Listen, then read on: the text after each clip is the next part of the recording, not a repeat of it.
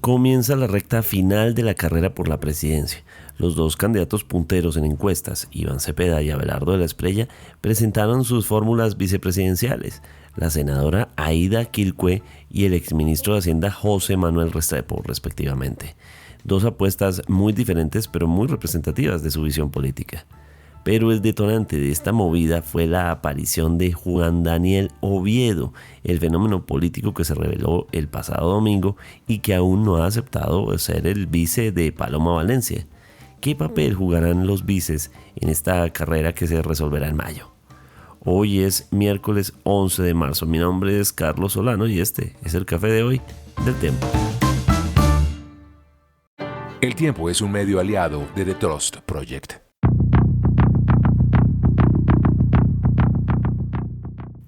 Primero, algunas noticias de las últimas horas con respecto a las elecciones realizadas el pasado 8 de marzo. La misión de observación electoral de la Unión Europea, la MOE-UE, dijo en un reporte preliminar que los medios públicos como la radio y la televisión pública favorecieron al pacto histórico y a la consulta Frente por la Vida. Esto en este reporte preliminar de sus observadores, que cuestiona el uso de los medios estatales durante la campaña que llevó a cabo diferentes partidos frente a las elecciones del 8 de marzo. Este hecho, dice, contrasta con la cobertura de la campaña de los partidos de oposición, que fue limitada y a menudo en tono negativo. Para la MOE-UE, el seguimiento de los medios de comunicación por parte de esta organización reveló que la radio y televisión estatales, que tienen una mayor obligación de neutralidad y equilibrio en su cobertura de la campaña que otros medios, como los medios tradicionales, cubrieron principalmente las actividades del presidente y los ministros del gobierno, y también favorecieron el pacto histórico y a la consulta Frente por la Vida. Afirma también el documento que fueron las redes sociales el principal canal de comunicación del debate público, que se centró en seguridad, credibilidad institucional, corrupción, salud y economía. Recordemos que esta misión de verificación no tiene otra función distinta a hacer estas observaciones, pero no tiene capacidades sancionatorias o similares. Una ponencia de la Corte por el caso de la UNGRE, la Unidad Nacional de Gestión de Riesgo de Desastres, pide investigar por nuevos hechos a congresistas que acabaron de resultar electos en las elecciones del 8 de marzo. Estos congresistas contra los que el magistrado Misael Rodríguez compulsó copias son Wadid Mansur y Karen Manrique. Hay otro tercer congresista del que no se conoce su identidad, pero que hará parte también de la compulsa de copias en la sala de instrucción de la Corte Suprema de Justicia por el magistrado Misael Rodríguez. Precisamente con la importancia que tienen las emergencias en Colombia, hay que tener en cuenta que el Instituto de Hidrología, Meteorología y Estudios Ambientales, el IDEAM, activó alerta roja por riesgo de inundaciones y deslizamientos en Colombia, cuando hemos pasado toda una noche en medio de lluvias, al menos en la ciudad de Bogotá. Entre los departamentos más afectados se encuentran Santander y Boyacá. Según el reporte, existe una probabilidad alta de desbordamiento en las cuencas de los ríos Carare y Opón. También hay una extensión al corredor del río Sogamoso, donde se ha solicitado una vigilancia extrema en municipios como Puerto Wilches y Barrancabermeja.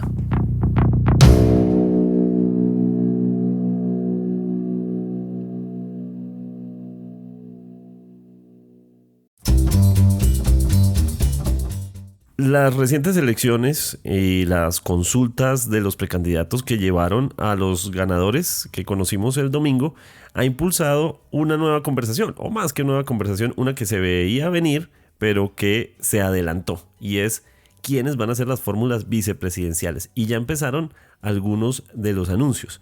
Durante este martes conocimos la fórmula vicepresidencial del candidato Abelardo de la Espriella, y en estos días también conocimos la fórmula vicepresidencial de Iván Cepeda. dos figuras muy diferentes, muy particulares y muy acordes seguramente con los discursos de cada uno de los candidatos, mientras además hubo una conversación entre Juan Daniel Oviedo, el fenómeno electoral del domingo, con Paloma Valencia. Vamos a hablar de todos los detalles de qué significan estas fórmulas vicepresidenciales, qué significa conocerlas en este momento y, por supuesto, todo el ambiente de los vices cuando hemos tenido un gobierno en el cual la figura de la vicepresidenta también nos deja mucho de qué hablar. Estamos con Laura Peralta, redactora de la sección política del Tiempo. Laura, bienvenida. Hola Carlos, no, a ti, muchas gracias por la invitación y pues un saludo también a todas las personas que nos están escuchando. Gracias, Laura. Lo primero es la noticia. Las fórmulas vicepresidenciales de Abelardo de la Espriella y de Iván Cepeda. Perfecto, bueno, pues iniciemos por Iván Cepeda, quien 24 horas después de que las urnas se cerraran de las elecciones al Congreso y también de las consultas interpartidistas, dijo quién iba a ser su fórmula vicepresidencial. Hubo muchos nombres sonando, estuvo María José Pizarro, estuvo Alexander López, otras personas por allí también de la militancia del progresismo, pero finalmente dijo Cepeda que su fórmula vicepresidencial será la senadora del Pacto Histórico y lideresa indígena Aída Quilcue. Ella es del Cauca. Y ya entraremos en detalles para mirar esto, qué significa, qué le aporta, cuáles son los pros, los contras y demás, pero antes también hablemos de Abelardo de la Espriella, quien un día después del anuncio de Cepeda dijo quién iba a ser su vice. Él es el exministro de Hacienda, José Manuel Restrepo, quien estuvo en el gobierno de Iván Duque. Estos fueron los dos anuncios y pues tienen los candidatos presidenciales hasta el próximo viernes 13 de marzo para definir quiénes serán sus vices y además inscribirse oficialmente ante la Registraduría Nacional. De acuerdo, entonces están en sus tiempos precisos para arrojar esos nombres. Llama la atención Aída Quilcue. Llama la atención, entre otras, porque no era una senadora propiamente visible, o por lo menos no en la conversación que no fuera sobre lo que su curul indígena seguramente tenía una misión, estaba en territorios y en uno de esos viajes a los territorios fue víctima de un secuestro que duró unas horas, pero de todos modos fue noticia por eso, por el secuestro, ¿no? Sí, ella tiene una hoja de vida importante en el Cauca, es una lideresa indígena con un peso importante, pero pues mediáticamente no era muy conocida a nivel nacional. Por eso la decisión de Aída Quilcue pues sentó muy bien en las bases progresistas, pero sí hubo quizá la duda o generó la duda en otros sectores de por qué esta decisión, porque no es una congresista muy reconocida en el Pacto Histórico y como te digo, en la lista hubo nombres de mucho mayor peso en cuanto a lo mediático. Estuvo Pizarro, quien es actualmente la jefa de debate de Cepeda, estuvo Alexander López, también excongresista, estuvo Camilo Romero, quien se apartó de la contienda electoral para apoyar a Iván Cepeda luego de que se le haya excluido en el proceso del Consejo Nacional Electoral para ir a la consulta interpartidista. Entonces, sí, las bases progresistas están muy contentas con la decisión, no se le desconoce para nada el peso que tiene Aída Quilcue en temas de liderazgo, en temas de denunciar la violencia en el Cauca, es una importante figura también en las comunidades indígenas del Cauca y en toda el diálogo entre gobierno y comunidades indígenas, el CRIC, la OPIAC y demás sectores, pero mediáticamente no generó, lo esperado y más que, un impacto mediático grande fue la pregunta que se hicieron muchos sectores de por qué esta decisión más allá de lo simbólico. De acuerdo, ahí veo que hay una dirección distinta a lo que fue en su momento la elección de la fórmula vicepresidencial del presidente Gustavo Petro, ¿no? Porque Francia Márquez era en ese momento lo que en comparación sería lo que está pasando con Juan Daniel Oviedo. Claro, sí. Para esa ocasión, que era la pregunta que también se hacían muchos, de si Iván Cepeda estaba intentando de pronto imitar lo que hizo Gustavo Petro en 2022 al poner una figura simbólica, una figura del Cauca, una figura de la lucha social y demás, pero Francia Márquez fue el fenómeno electoral, como lo dices tú, en 2022 en las consultas. Fue la segunda persona más votada de su lista y estuvo su votación por encima de muchos políticos con una historia larguísima en la política.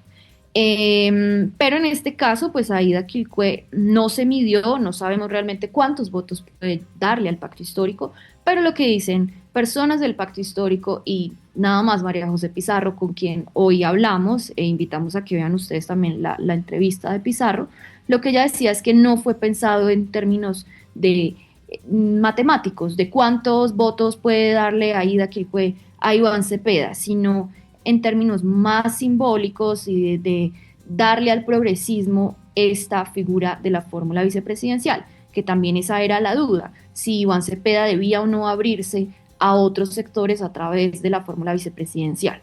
Lo que dicen desde el petrismo también es que sienten que les fue tan bien en las elecciones de este domingo, y es que tienen 65 curules en este momento y van por más, que creen que no era necesario abrirse a otros espectros y más bien como cuidar el proyecto político progresista y darle al proyecto político progresista la figura de la vicepresidencia. Suena, me atrevo a decir, muy consecuente con lo que es el discurso de Iván Cepeda.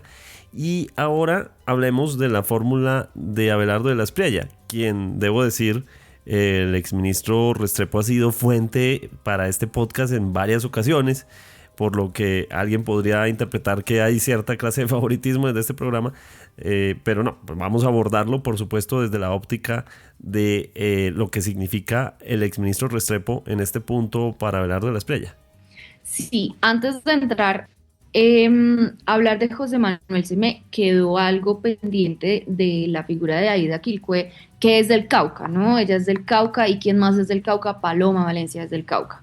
De alguna manera también esta elección, aunque públicamente no lo reconocen, es un poco contrarrestar la aspiración de Paloma Valencia, mostrarla como otra figura del Cauca, como alguien que ha luchado por el Cauca, y han intentado como ya empezar a mover algunos trinos de Paloma Valencia del pasado, en el que hacía algunas polémicas propuestas como dividir el Cauca en dos, un sector en el que quede únicamente las comunidades indígenas. Están intentando también mirar los debates de la congresista frente a estos temas, y también sacando a relucir la figura del abuelo de Paloma Valencia, pues que es Guillermo León Valencia. Esto por el lado de Aida Quilcue. Ahora, hablando de José Manuel Restrepo, la invitación que le hizo Abelardo de la Espriella se dio el lunes en Barranquilla. Ellos tuvieron una cena y ahí Abelardo de la Espriella invita a el exministro a sumarse a su aspiración presidencial. Esto generó un buen, digamos, un sabor positivo, generó algo positivo en el sector de la derecha más tecnócrata. Y es precisamente lo que estaría intentando hacer el candidato Abelardo de la Espriella, atraer un poco a ese sector más técnico, ese sector que estuvo en el gobierno de Iván Duque, a los académicos, a las personas que tienen fuentes y conocimiento económico, y también para bajarle un poquito a ese miedo que sienten algunos sectores de que Abelardo de la Espriella sea muy extremista o venga a cambiar al país completamente, venga a hacer recortes, a acabar y como al estilo de Javier Milei con la motosierra. Entonces, lo que intenta un poco Abelardo de la Espriella con su fórmula es decir, no, voy a respetar la institucionalidad, voy a tener personas técnicas en mi gabinete de llegar a la Casa de Nariño, y un ejemplo de ello es la elección de José Manuel Restrepo. José Manuel Restrepo, quien ha sido una voz durante este gobierno, ha estado a través de redes sociales, ha sido también parte de esos movimientos que le han intentado decir al Ministerio de Hacienda, oiga, tenga mesura, mídase en el gasto, recorte. Tiene un discurso acerca del ajuste que supongo que empata muy bien con la crisis fiscal. Sí, él se ha opuesto varias veces a varios proyectos del gobierno del presidente Gustavo Petro, cuestionó mucho, por ejemplo, la ley de financiamiento, la reforma tributaria que presentó el gobierno y que se hundió en el Congreso en varias oportunidades, y pues la ley de financiamiento del año pasado que también terminó hundiéndose. Cuestionó también mucho el incremento del salario mínimo en el 23% como lo estableció el gobierno Petro, y ha sido muy crítico de varias propuestas, entonces entra a jugar ahí con esa oposición que quiere tener o que emite Abelardo de la Espriella ya en un tono más radical, con unas propuestas más radicales, con un performance incluso en sus intervenciones, con una figura que técnicamente se ha opuesto a las iniciativas y propuestas económicas del gobierno del presidente Gustavo Petro. Y la pregunta que también se genera es, bueno, ¿qué tanto poder va a tener José Manuel Restrepo de llegar a la Casa de Nariño en términos económicos?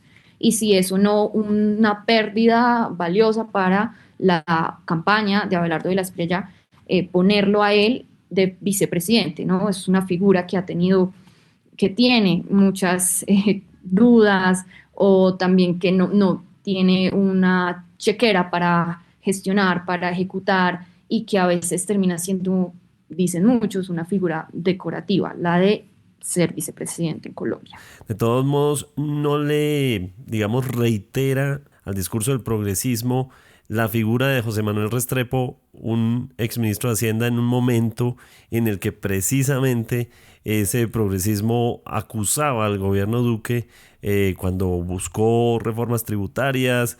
La del anterior ministro de Hacienda, Carrasquilla, fue en su momento uno de los detonantes de ese estallido social.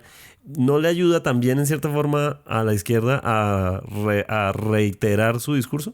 Yo creería que sí, porque la izquierda en estos 3, 4 años que está por cumplir siempre dijo la situación económica estaba muy complicada en el país, gracias a Iván Duque, gracias a los préstamos que tomó para atender la emergencia por el COVID-19, y quizá en ese sentido sí podría entrar a decir cómo con un gobierno de la Espriella van a poner a alguien que estuvo en el gobierno de Iván Duque y que también estuvo en temas económicos y demás, pero pues también la derecha ha venido diciendo que el gobierno ha tomado decisiones complejas en términos económicos, que se debe renegociar la deuda, se deben hacer recortes, viene criticándole la burocracia en algunos ministerios, viene criticándole el Ministerio de la Igualdad, por ejemplo, que lo más seguro es que va a desaparecer este año, y todos los créditos que ha venido tomando el gobierno para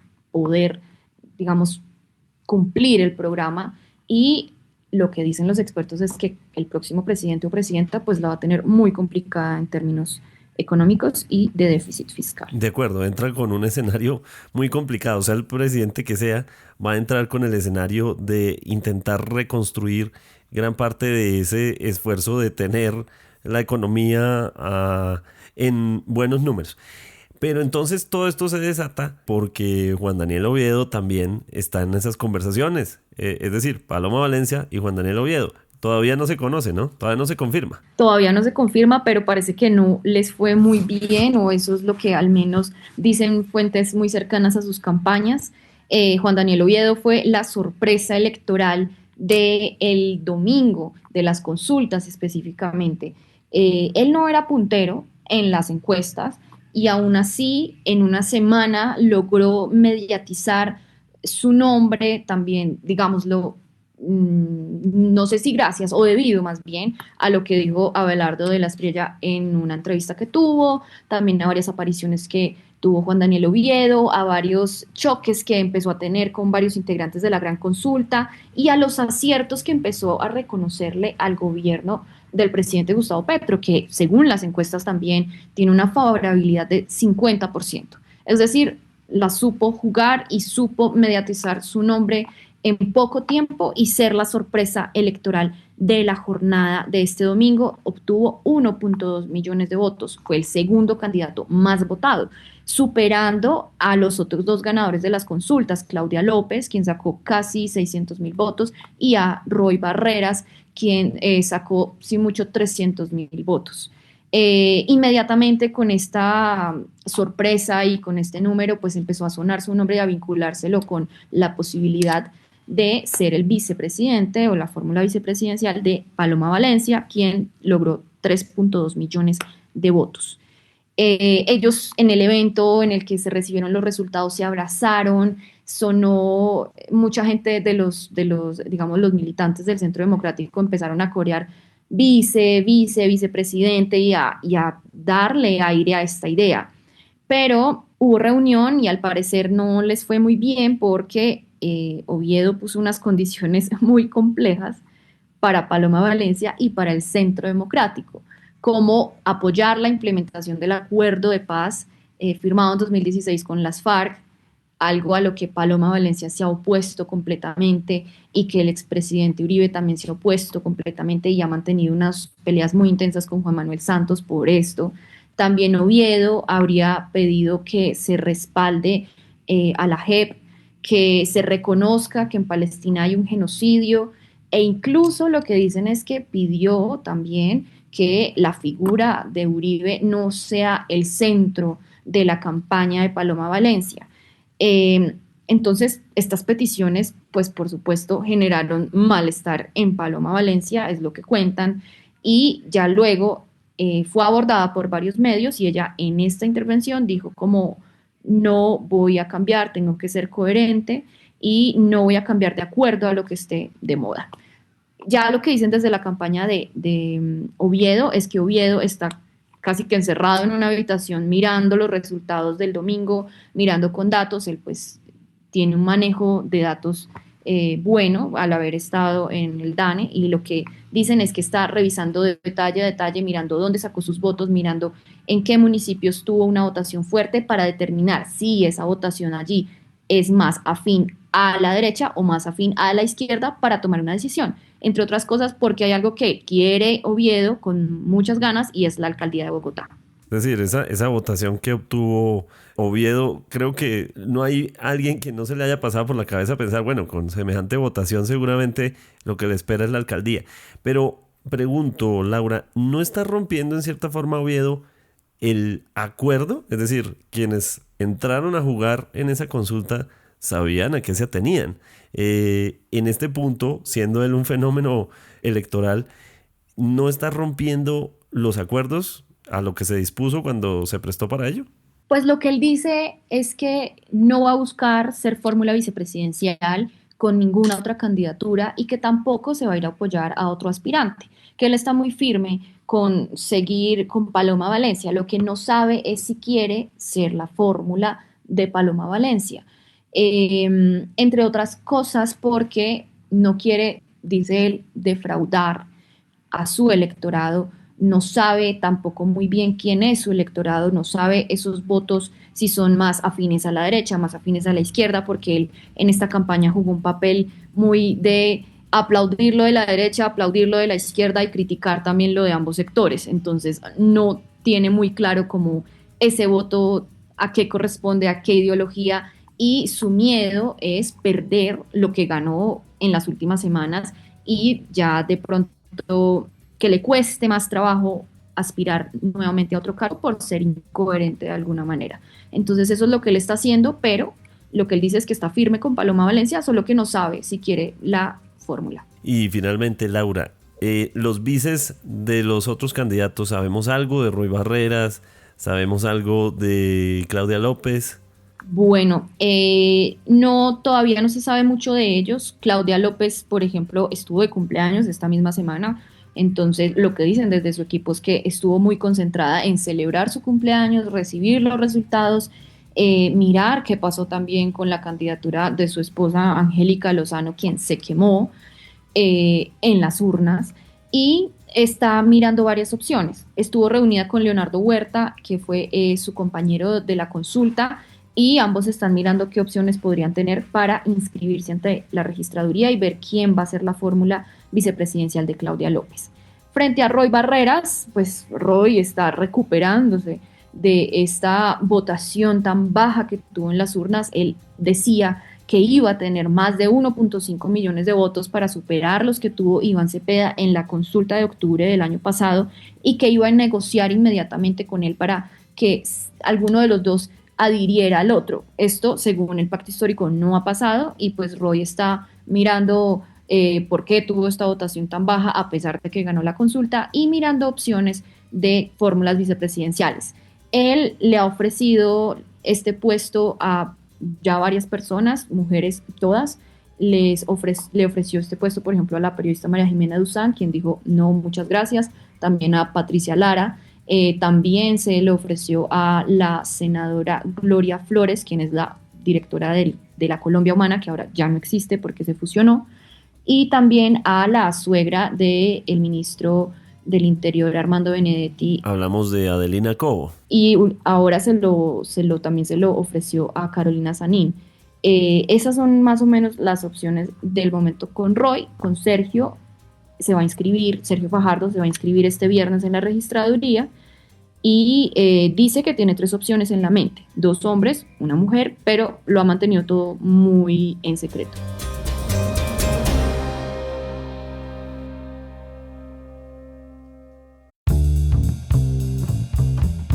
Gracias por acompañarnos a este nuevo café de hoy.